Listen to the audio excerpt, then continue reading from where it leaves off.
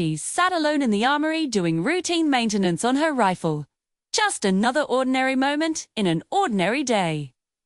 Until the most decorated general in the entire armed forces walked past and stopped cold in his tracks. His eyes fixed on the faded unit patch sewn onto her sleeve, a patch from a battalion that officially never existed. From a mission the government still denied ever happened, and as his weathered hand reached out to touch that small piece of fabric, tears began streaming down the face of a man who hadn't cried in 40 years.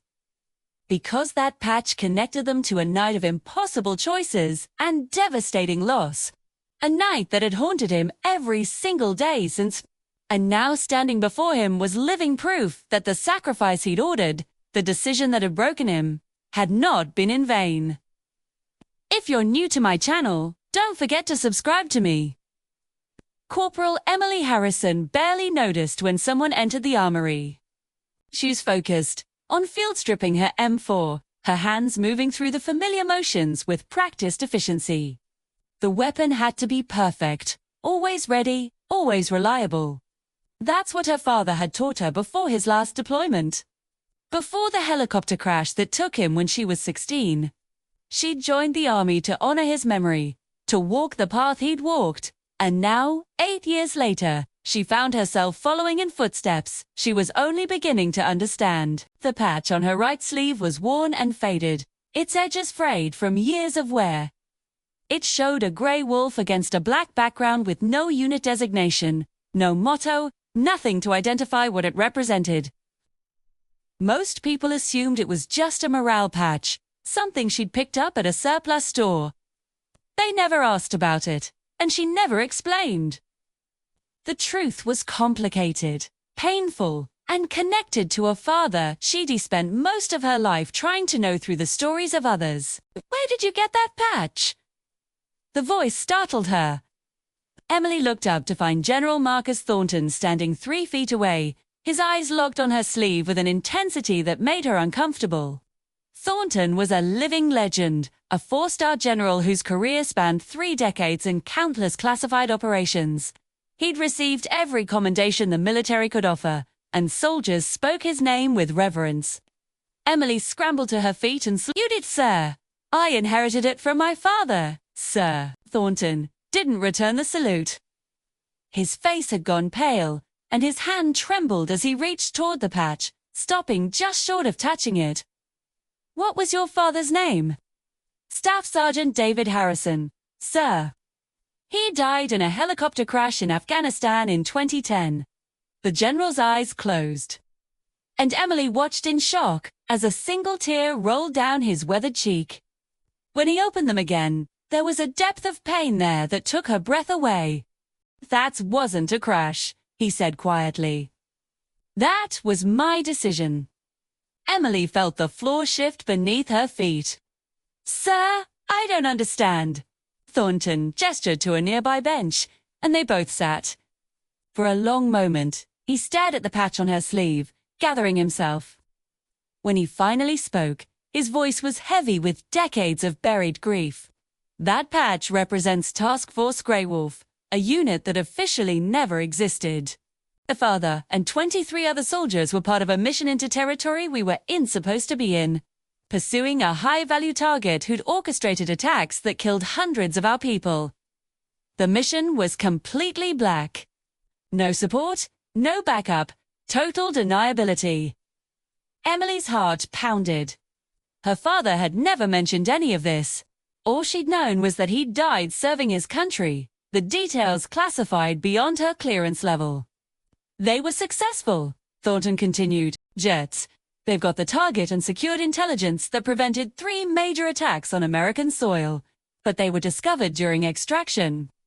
The helicopter was under heavy fire, losing altitude, going down in hostile territory." His voice cracked. "I was the operation commander. I had to make a choice. If we sent in a rescue team, we'd have to acknowledge the mission, admit we'd violated international agreements, potentially start a war. The political fallout would have been catastrophic." Molly felt sick. "You left them there." I gave the order to abort the rescue, Thornton said, and the words seemed to physically hurt him. I watched the feed as that helicopter went down. I heard their final transmissions. Your father and 6 others survived the crash, but they were deep in enemy territory, with no support coming. The last message we received was from your father. He said, "Tell my daughter I kept my promise. Tell her I was one of the good ones." Tears streamed down Emily's face. Her father had promised her, the night before that deployment, that he'd always be one of the good guys, that he'd make her proud. He'd carried those words her whole life, never knowing the weight they truly held. "We recovered their bodies 3 months later through back channels," Thornton said.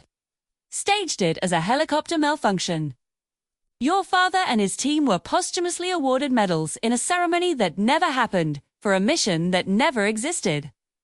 I'd say, I've carried the weight of that decision every day since. I ended my career, rose to the highest ranks, told myself I was honoring their sacrifice by serving with excellence. But it was never enough. Nothing could ever be enough."